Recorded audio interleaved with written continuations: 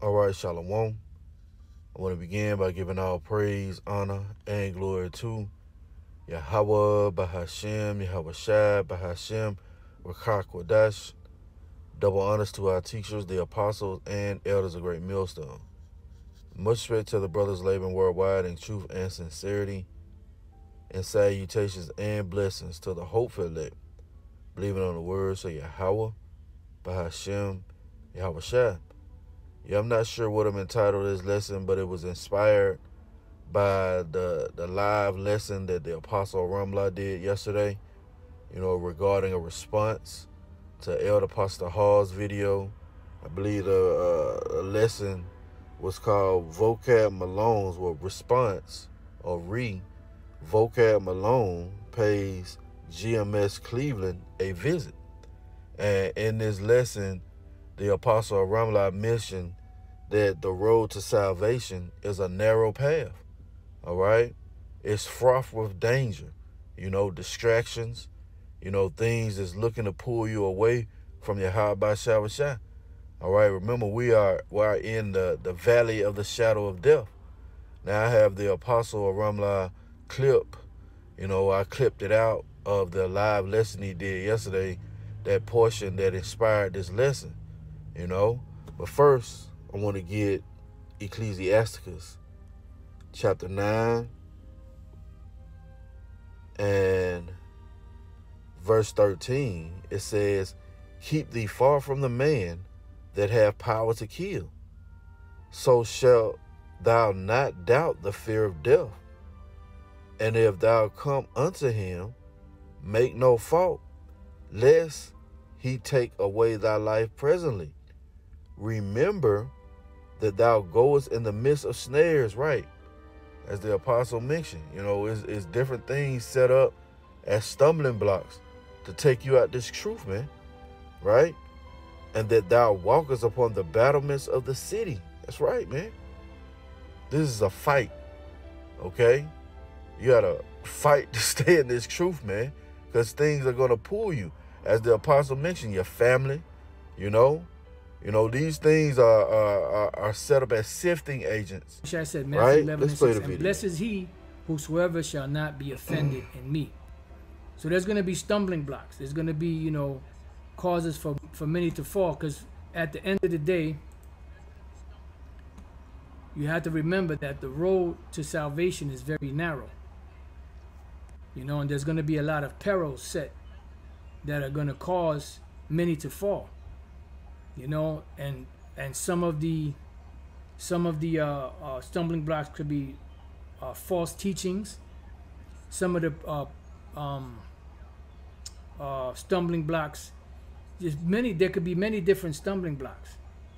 The tribulations, the losing of women, the losing of jobs, the losing of the love of family, the loss of children, so on and so forth. And the Lord is using that as a sifting process too, to get rid of the ones he doesn't want.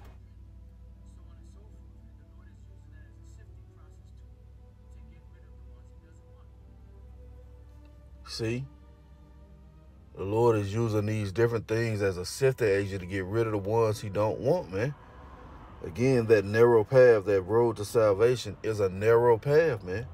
And it's danger everywhere, man.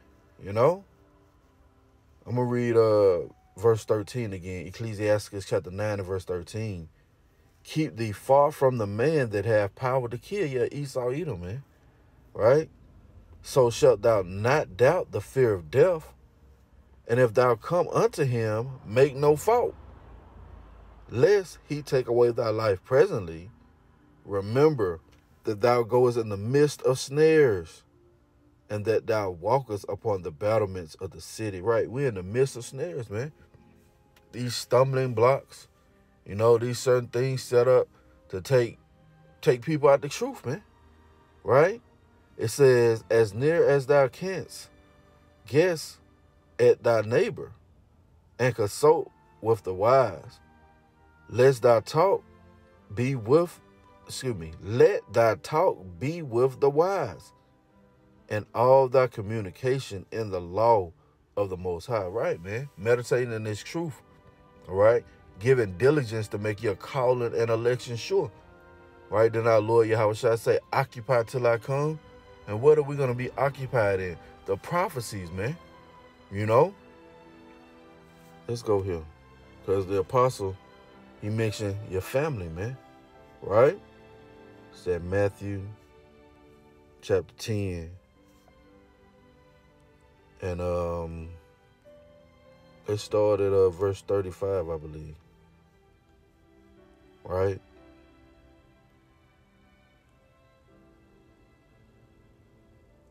Okay. Matthew chapter 10 and verse 35. For I am come to set a man at variance against his family, and the daughter against her mother, and the daughter-in-law against her mother-in-law. Right. The Lord said he's going to take two of a family and one of a city, man. All right?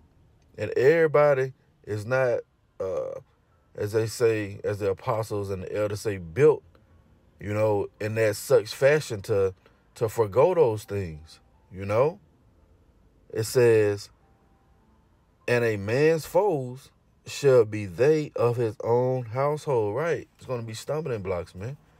Family going to pull you in this direction and that direction, you know? He that loveth father or mother more than me is not worthy of me. And he that loveth son or daughter more than me is not worthy of me. You see that? So you can't let these things keep you from the path of salvation, man. You can't let these things keep you from seeking Yahweh Shah while he may be found. You see, all these other people are walking that broad path, you know? They're walking the way of destruction, you know? It says, and he that taketh not his cross and followeth after me is not worthy of me. See that? You're not worthy of Yahweh if you don't bear these things, man. You know? Your own hell. And the Lord said he's not going to put more on you than you can bear. Right? It says, he that findeth his life shall lose it. Right? You want to continue to go along, to get along here in America. Right? You want to shun the gospel, basically, man.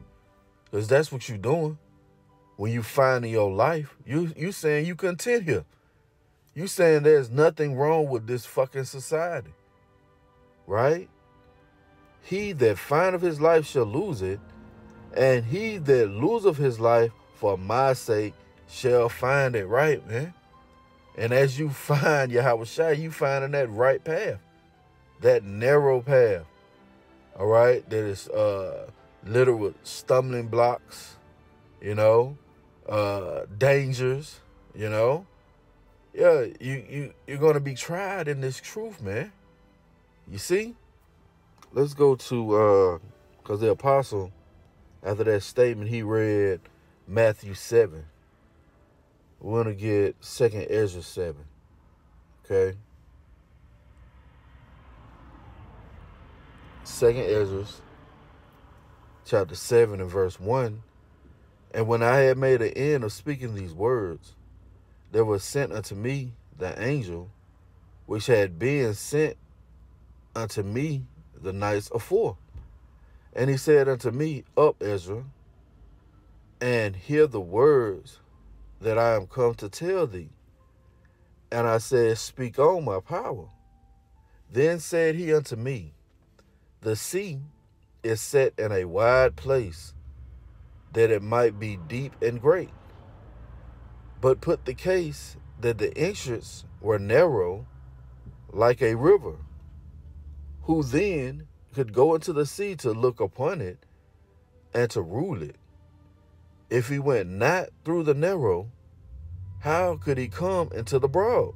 Right.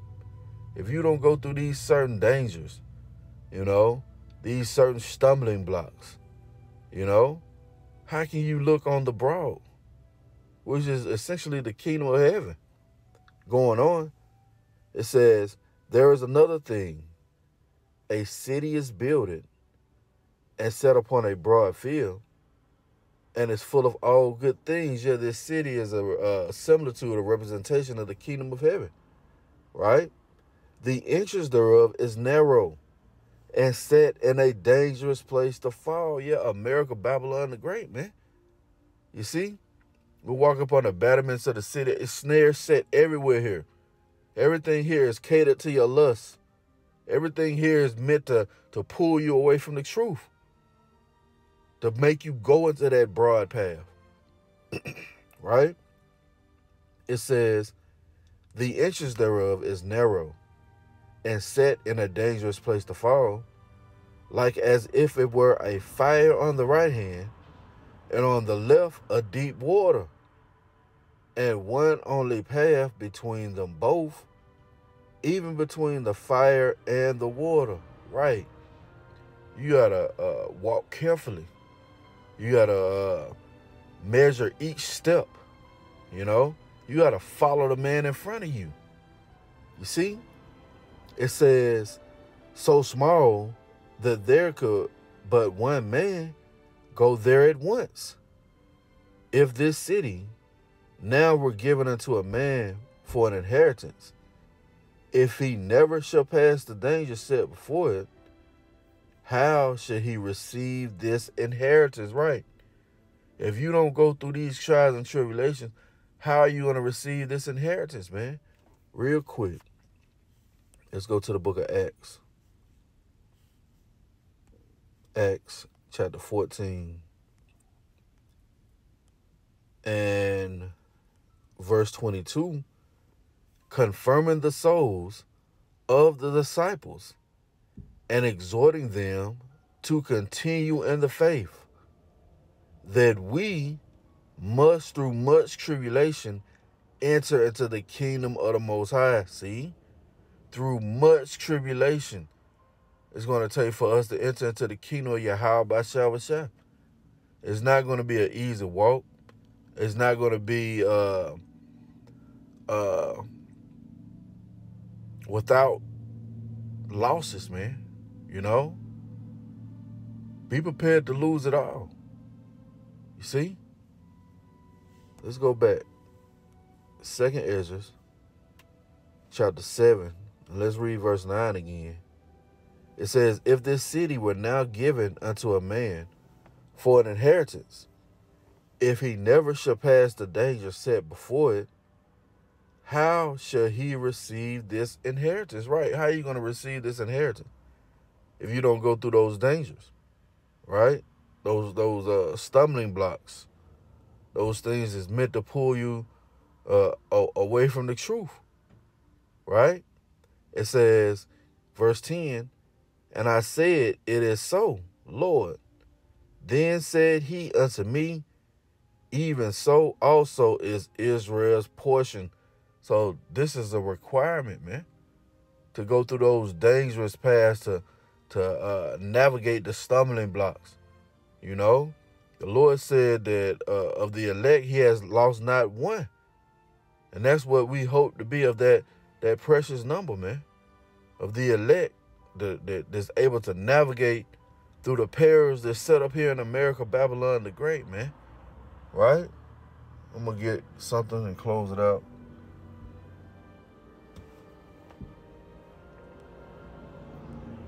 Real quick. Sirach, chapter 2. Let me get to the point. Right? Sirach, chapter 2 and verse 13.